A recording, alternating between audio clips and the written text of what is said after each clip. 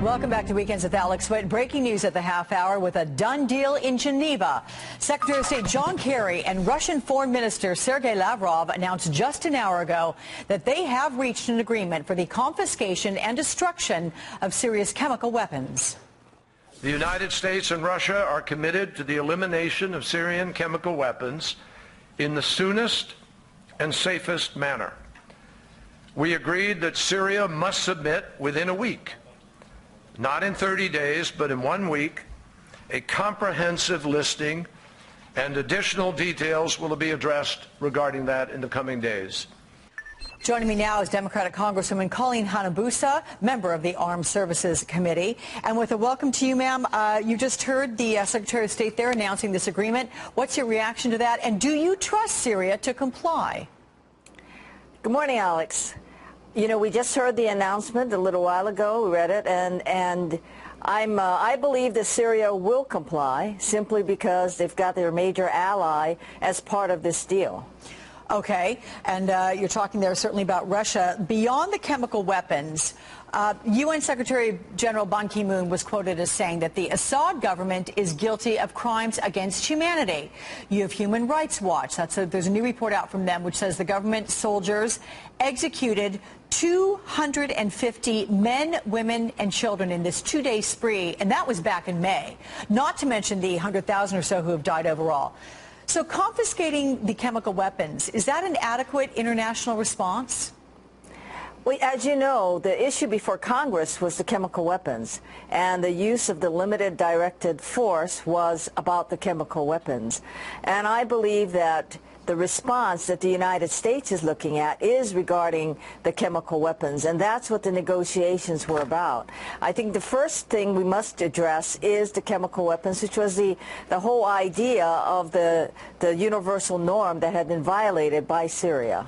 Okay, but when you see reports, ma'am, about in the Wall Street Journal about elite Syrian units moving around their chemical weapons stockpiles, how concerned are you that whatever is presented by the Assad government will be truthfully representing what they have in total?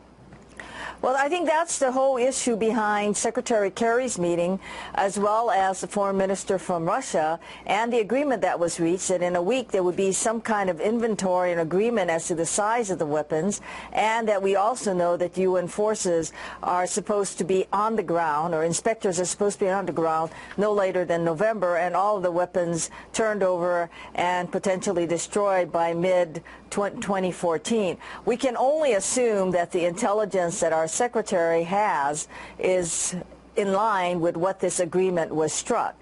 So at some point, we've all called for a negotiated resolution, and in calling for the negotiated resolution, we've also got to admit that the negotiated resolution reflects the information that the secretary and then therefore the United States is comfortable with. Of course, the situation in Syria has really taken away the focus from a fiscal crisis that we have here at home. This week, the House canceled a vote on a spending bill because it didn't cut funding to Obamacare. There could be a government shutdown if we don't get a spending bill by the end of this month. Will you get a deal in time? As you know, I'm in the House of Representatives, which is, of course, controlled. The majority is the Republicans, and they control what comes to the House. We have faced this crisis time and time again, and that's why the people of this great country are always so disenchanted and feel that Congress is so dysfunctional. We have managed to do it every time, and I believe that they will come to their senses, and there's something will be agreed to by the end of this month. Okay, what about the president, though? Do you think he would really follow through on his threat to veto any spending bill that cuts health care funds, even if it means a government shutdown? Well, I think that it's not only the president, it's also going to have to get through the Senate. You know, it's not just the House. So I think that the House Republicans are very well aware that, you know, it takes basically the two branches of government to agree, and therefore, knowing that the president will veto it, they can't continue to push it, because if they do, then what will happen is that they will cause the government shutdown as they have in the past. If there is a government shutdown, if fiscal deals are not reached, ma'am, how much do you think the weight of that will echo into the 2014 midterms? Oh, definitely. That when people are now looking again at the budget, they raise issues regarding sequestration, the cuts, and is the economy getting better? And as you know, the most important part of the economy getting better is public confidence, as the public building confidence, as the deficit numbers, as you know, are going down. In other words, that we may not have the deficit percentage of the GDP as we thought we were going to have.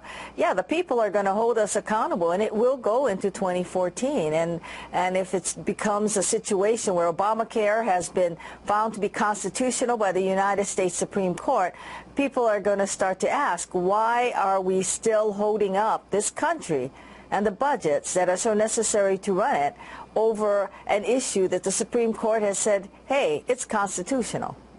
Democratic Congresswoman from Hawaii, Colleen Hanabusa, thank you very much for your time.